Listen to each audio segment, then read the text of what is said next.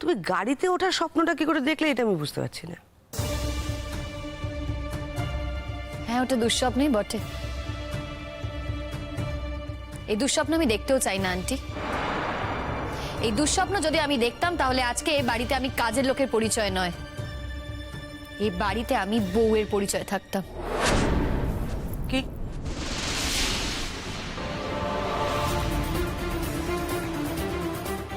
হ্যাঁ আন্টি, আমি ঠিকই বলছি।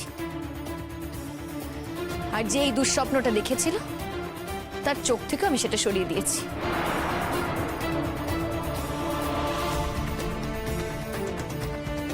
আর এর জন্য না তোমাদের আমার প্রতি কৃতজ্ঞ থাকা উচিত।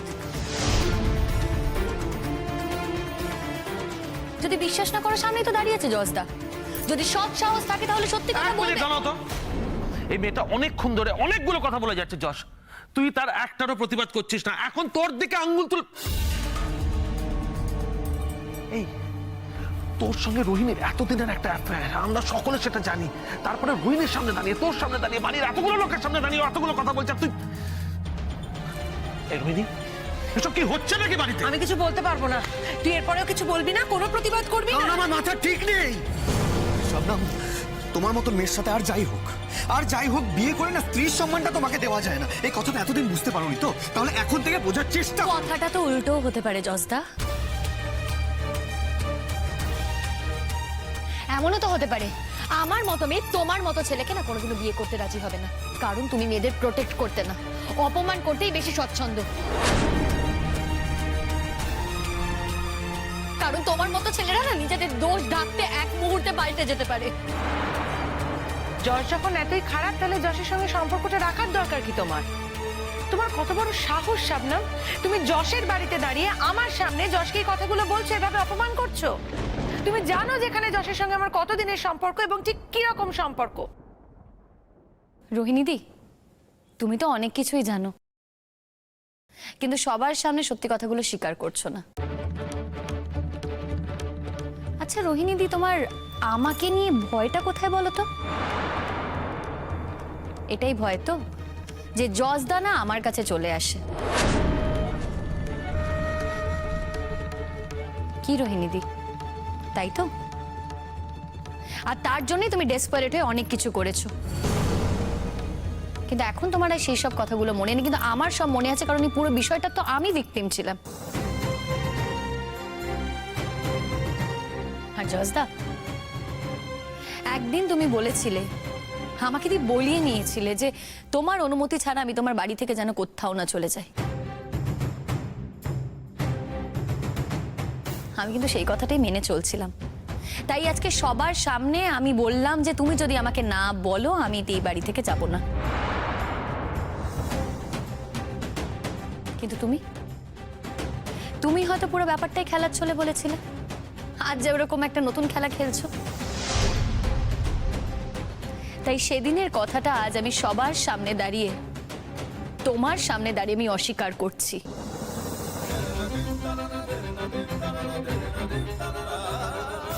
অস্বীকার করছি আমি জজদা। তাই আমি এখান থেকে চলে যাব। সেদিনের কোনো কথার দাম আমার কাছে নেই।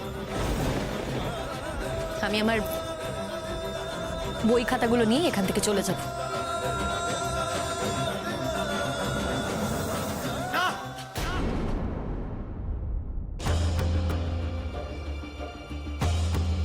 না মানে? এই যশ, না মানে তুমি কি বলতে চাইছো? তুমি আজকে আবার ওকে থাকতে বলবে?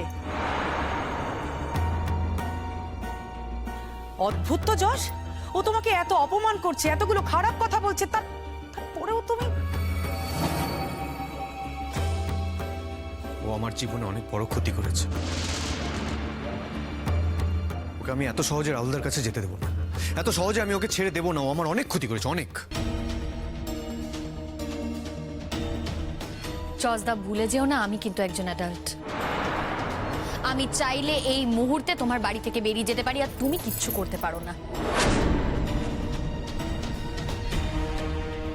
তুমি যে অ্যালিগেশনগুলো আনছিলে সেগুলো একটাও সত্যি নয়।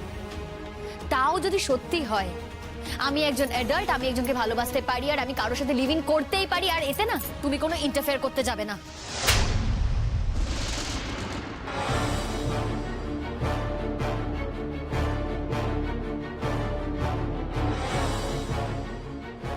দিন কেনা হয়ে গেছে না, হয়ে গেছে দিন কেনা।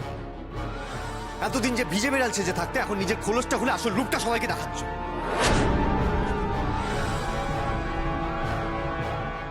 কোন সাহসে, কোন সাহসে তুমি আমার গায়ে হাত তুললে? বলো কোন সাহসে? কি করবে তুমি? কি করবে তুমি? পুলিশ ডাকবে তো? পুলিশ ডাকবে, ডাকো। আমিও সবাইকে বলবো, চিৎকার করে করে সবাইকে বলবো তুমি আমার যা যা ক্ষতি করেছো, এতদিন ধরে যে মিথ্যে কথা বলেছো না কলেজ ক্যাম্পাসে গিয়ে চিৎকার করে সবাইকে জানাবো, সবাইকে বলবো।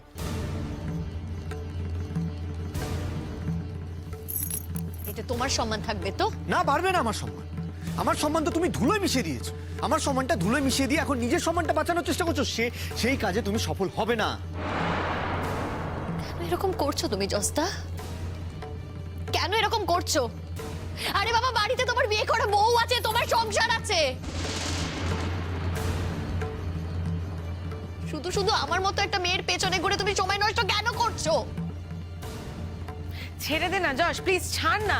কেন তুই ওর সঙ্গে এত কথা বলছিস, এত কথা বাড়াচ্ছিস? আমি তো একটা জিনিস কিছুতেই বুঝতে পারছি না, তুই এই মেয়েটার সঙ্গে এতক্ষণ ধরে কথা বলে সময় নষ্ট কেন করছিস?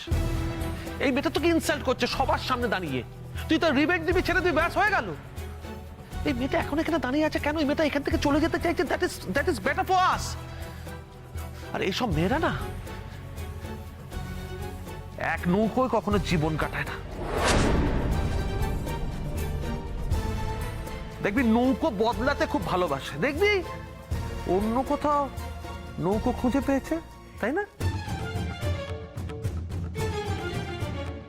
পরাগদা, মিনারে বসে না আমাদের মতো মেয়েদের জীবন সম্পর্কে কিছু জানা যায় না, তাই এসব কথা বলে তুমি নিজেকে আমার সামনে ছোট করছো, আমাকে অসম্মান করছো।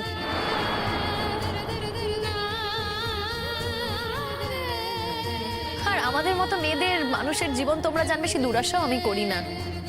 এই তোমরা যতটা জানো সেটা অর্ধেক জানো। যাই হোক, কথার পৃষ্ঠে কথা বাড়িয়ে তর্ক করে আমি সময় নষ্ট করতে চাই না। কিন্তু জজা, তোমাকে না আমার একটা কথা বলার আছে, কান খুলে কথাটা শুনে রাখো। ভবিষ্যতে যদি আমার গায়ে কোনোদিনও হাত তোলো তাহলে কিন্তু আমি... কি করবে তুমি?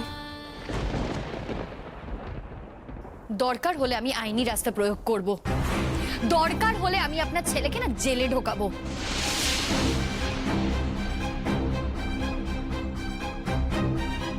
আন্টি, আমি গরিব বলে আপনাদের বাড়িতে আশ্রিত ছিলাম বলে আমার গায়ে না যখন তখন হাত তোলার অধিকার বোধ আপনাদের জন্মে যায় না। সেটা আমি আমার অধিকারের মাধ্যমে, আইনের মাধ্যমে আপনাদেরকে ভালো করে বুঝিয়ে ছাড়বো।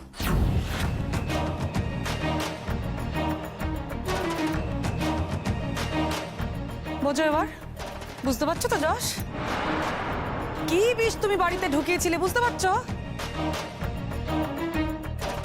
চলে যাও, এক্ষুনি চলে যাও। কে থাকতে বলেছে তোমাকে এ বাড়িতে? আমরা তো কেউ চাইছি না তুমি এ বাড়িতে থাকো, যশও চাইছে না। আমাদের না ভাবতে লজ্জা করছে যে তোমার মতো একটা মেয়ের সঙ্গে আমাদের এতদিনের একটা সম্পর্ক ছিল। আমারও তাই। মানে মানে আমারও ভাবতে লজ্জা করে যে আমারও তোমাদের সঙ্গে এতদিন ধরে একটা সম্পর্ক ছিল। যশ, তোর সামনে দাঁড়িয়ে এভাবে অপমান করবে আমায়? আমি একটা কথা পরিষ্কার বলছি শবনম তোমাকে, আমাদের বাড়ি থেকে বেরিয়ে গিয়ে তুমি রাহুলদার বাড়িতে উঠতে পারো না, উঠবে না তুমি। আর যদি আমার কথা অমান্য করো তাহলে কিন্তু তার দাম তোমার প্রাণ দিয়ে দিতে হবে। হ্যাঁ, হতে পারে তোমার নিজের প্রাণ দিয়ে নয়, কিন্তু অন্য কারো প্রাণ দিয়ে দিতে হবে। কিন্তু আশা করি বুঝতে পারছো কি বলতে চাইছি। তারপরও তুমি তার দাম দেবে কি দেবে না সেটা তোমার ব্যাপার। আমার যা বলার আমি বলে দিলাম। আমার বাড়ির লোকের মুখ ছোট করে তুমি রাহুলদার বাড়িতে উঠতে পারো না। আমি কথা দিয়েছিলাম তো একদিন যে তোমার লেখাপড়া কমপ্লিট না হওয়া পর্যন্ত, তুমি নিজের পায়ে না দাঁড়ানো পর্যন্ত তুমি আমার বাড়িতে থাকবে। আমি তো ফিরিয়ে নিইনি আমার কমিটমেন্ট। ফিরিয়ে নিয়েছি কি? তুমি যে কমিটমেন্টটা দিয়েছিলে, যে কথাটা দিয়েছিলে, সেটা তুমি রাখবে কি রাখবে না ভেবে দেখো।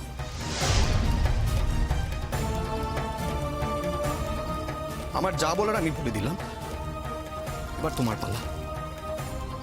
কিন্তু যা করবে শাবনাম, ভেবে চিন্তে করো।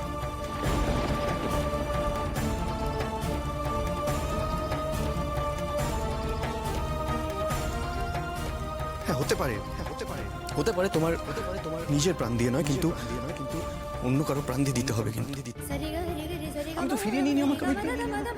ফিরিয়ে নিয়েছি কি? তুমি যে কমিটমেন্টটা দিয়েছিলে, যে কথাটা দিয়েছিলে, সেটা তুমি রাখবে কি রাখবে না ভেবে দেখো।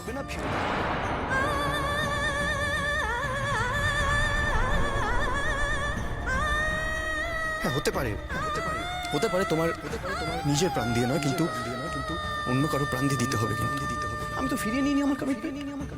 ফিরিয়ে নিয়েছি কি? তুমি যে কমিটমেন্টটা দিয়েছিলে, যে কথাটা দিয়েছিলে, সেটা তুমি রাখবে কি রাখবে না ভেবে দেখো। আজি দক্ষিণ দুয়ার খোলা, আজি দক্ষিণ দুয়ার, এসো হে এসো হে এসো হে আমার বসন্ত এসো। আজি দক্ষিণ দুয়ার খোলা, আজি দক্ষিণ দুয়ার, দিব হৃদয় দোলায় দোলা, এসো হে এসো হে এসো হে।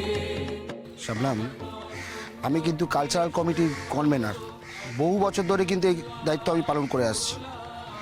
তুমি একজন ভালো ডান্সার, তোমাকে কিন্তু পারফর্ম করতে হবে বলে দিলাম।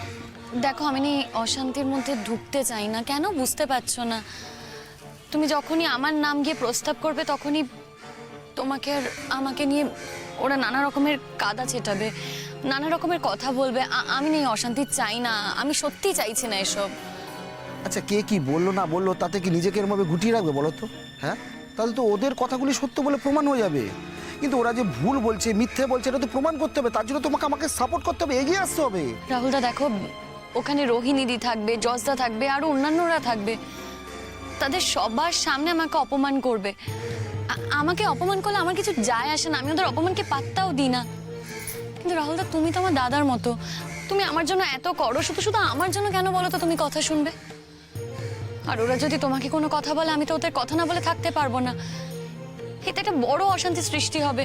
আমি তাই তোমাকে বলছি, আমি সত্যি চাইছি না। শোনো শাবনাম, ওদের অপমানকে না ভয় পেও।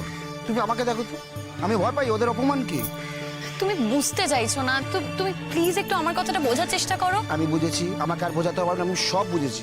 শোনো, আজ থেকে রিহার্সাল শুরু হচ্ছে, নতুন করে নাম নেওয়া হচ্ছে। তুমি একজন ভালো ডান্সার, ভালো পারফর্মার, তুমি কেন করবে না? তোমার ট্যালেন্টটাকে তো দেখাতে হবে। আমি তোমাদের ইয়ার থেকে তোমার নামটা প্রস্তাব করবো, দেখি কে আটকায়। আমার না সত্যি ওদেরকে ফেস করতে একদম ইচ্ছে করছে না। শাবনাম, ফেস তোমায় করতে হবে এবং সেটা বারবার করতে হবে। তোমাকে বুঝিয়ে দিতে হবে তুমি ওদের ভয় পাও না, ওদের অপমানকে তুমি ভয় পাও না, এটা বুঝিয়ে দিতে হবে। আমার বসন্ত এসো, আজি দক্ষিণ দুয়ার খোলা, আজি দক্ষিণ দুয়ার, দিব হৃদয় দোলায় দোলা, এসো হে এসো হে এসো হে আমার বসন্ত এসো, আজি দক্ষিণ দুয়ার খোলা, আজি দক্ষিণ দুয়ার। দেখো শাবনাম, আমি বুঝেছি তুমি কাল ওর বাড়িতে ছিলে, তোমাকে যথেষ্ট অপমান সহ্য করতে হয়েছে, কিন্তু আমি তো এটাই বুঝতে পারি না তুমি এত অপমান সহ্য করে কেন ওই বাড়িতে পড়ে রয়েছে। বেরিয়ে এলেই তো পারো। হয়তো একদিন বেরিয়ে আসবো। আমি একদিন ওকে কথা দিয়েছিলাম, ও না বললে আমি ওর কাছ থেকে চলে আসবো না। দেখো শাবনাম, ও ধারাবাহিকভাবে তোমাকে অপমান করে যাবে, আর তুমি সেই অপমান সহ্য করে ওর বাড়িতে পড়ে থাকবে। দুটো তো একসাথে হতে পারে না। প্রত্যেকটা মানুষের একটা আত্মসম্মান বোধ আছে, সেই আত্মসম্মান বোধ নিয়ে মানুষ বাঁচে।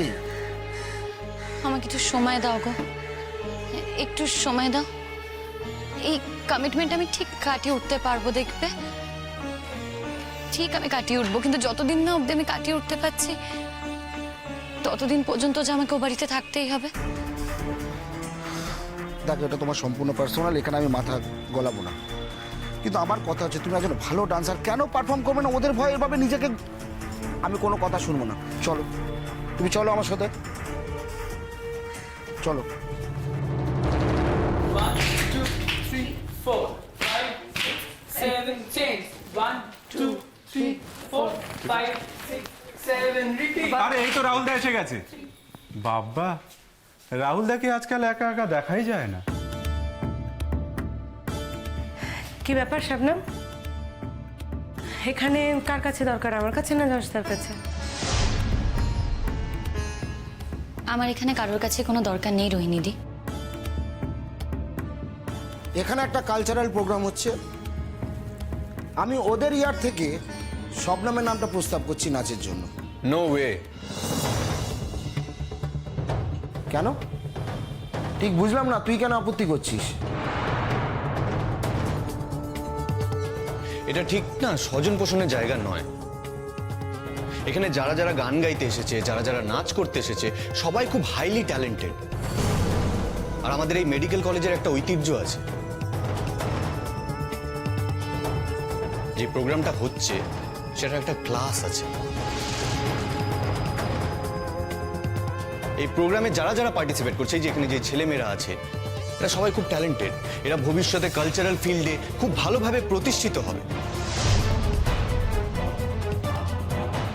শুধুমাত্র তোমার কারোর সাথে পার্সোনাল রিলেশনশিপ আছে বলে তাকে তো চান্স দিতে পারি না আমরা। যা বলছিস দায়িত্ব নিয়ে বলছিস তো? না, দায়িত্ব নিয়ে তো বলার কিছু নেই রাহুলদা। আচ্ছা, আমি তোদের সবাইকে জিজ্ঞেস করছি, তোরা কি সবাই আমার সাথে একমত?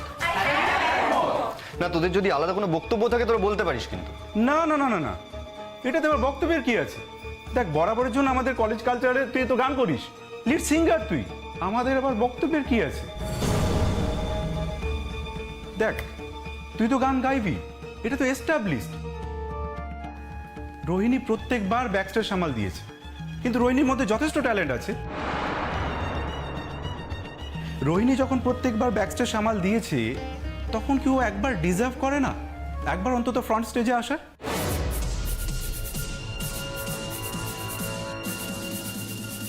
আর সেই জন্য আমরা রোহিণীকে নাচের দায়িত্ব দিয়েছি। রোহিণী এবার পারফর্ম করবেই। শোনো রাহুলদা, বাকি যারা রয়েছে তাদেরকে আমরা প্রত্যেক ক্লাস থেকে বেছে নিয়েছি। হ্যাঁ বেঁচেছিস, তবে একটু ভুল করেছিস। সব ক্লাস থেকে সব ট্যালেন্ট তুলিসনি। এই যেমন শবনম, তাকে সিলেক্ট করিসনি। আমি ওকে ইনক্লুড করছি, মানে আমি ওকে ইনক্লুড করছি। ওকে, তুমি এই কমিটির কনভেনার বলে তুমি তোমার দায়িত্ব পালন করতে চাইছো, তার জন্য তুমি ওকে আনতে চাইছো। ঠিক আছে, তুমি তোমার দায়িত্ব পালন করতে পারো, কিন্তু তুমি হয়তো এটা ভুলে যাচ্ছ যে এই কমিটির সেক্রেটারি কিন্তু আমি। সুতরাং আমার মতের বাইরে গিয়ে তুমি কাউকে এখানে আনতে পারো না। শুধু তাই নয় যশ, আমরা এই কমিটির মেম্বার, আমাদেরও একটা সিদ্ধান্ত আছে। ছেড়ে দাও না রাহুলদা। এখানে যারা আছে, যারা তোমার আমাকে এখানে নিয়ে আসার জন্য প্রতিবাদ করছে, তারা কিন্তু অনেকেই ভালো করে জানে যে আমি এখানে অনেকের থেকেই ভালো নাচি। আসলে কি বলতো, আমি গরিব গ্রামের অন্য ধর্মের একটা মেয়ে। এখানে যারা নাচছে তারা সবাই ঝা চকচকে শহরের মানুষ। তাই তাদের যদি মুখ ম্লান হয়ে যায়, সবাই ভয় পাচ্ছে। ঠিক আছে, কোনো ব্যাপার না। দেখো, আমি তো নাচতে চাইও নি, তুমি আমাকে জোর করে এখানে নিয়ে এলে। আমি না হয় ছেড়ে দিলাম, দান করলাম আমি। রাহুলদা, আমি আসছি, আমার ক্লাস আছে। ক্লাসগুলো মিস করলে আমার অনেক বেশি ক্ষতি হবে এই নাচের থেকে। এই দাঁড়াও দাঁড়াও দাঁড়াও, এক সেকেন্ড। কাকে কি দান করলে তুমি? হ্যাঁ, মানে আমার পারফরমেন্সটা আমি ছেড়ে দিলাম। দেখো, চাইলেই আমি পারফর্ম করতে পারতাম, কিন্তু করছি না, ছেড়ে দিচ্ছি আমি। এতে তো কোনো কমপ্লিকেশন নেই, আর তো কোনো সমস্যা রইল না। তার মানে তুমি বলতে চাইছো যে তুমি একমাত্র ভালো নাচো, আর এখানে যারা যারা রয়েছে তারা কেউ ভালো নাচতেই পারে না? এই বাবা রোহিণীদি, আমি কিন্তু একবারও এই কথা বলিনি, এটা কিন্তু তুমি খুব ভালো করেই জানো। আমি বলেছি যে এখানে যারা নাচ করছে তাদের অনেকের থেকেই আমি ভালো নাচ করি। আর দেখো, এটা তো সত্যি, মানে যেটা পারি সেটা তো বলবোই। আর দেখো, ছোটবেলা থেকে আমি রঞ্জা পিসির কাছে নাচ শিখেছি। এখানে কজন তার দাম দিতে পারে বলো? তাই সেটা নিয়ে আমার কোনো সমস্যা নেই। আর আমি না অত বিনয়ীও নই, মানে যেটা পারি করতে সেটা স্বীকার করতে আমার কোনো আপত্তি নেই। রোহিণী, গ্রামের স্ট্যান্ডার্ডের ভালো আর শহরের স্ট্যান্ডার্ডের ভালো দুটো যে এক নয়, দুটোর যে মিল নেই সেটা তুই ওকে ভালো করে বুঝিয়ে দিসনি।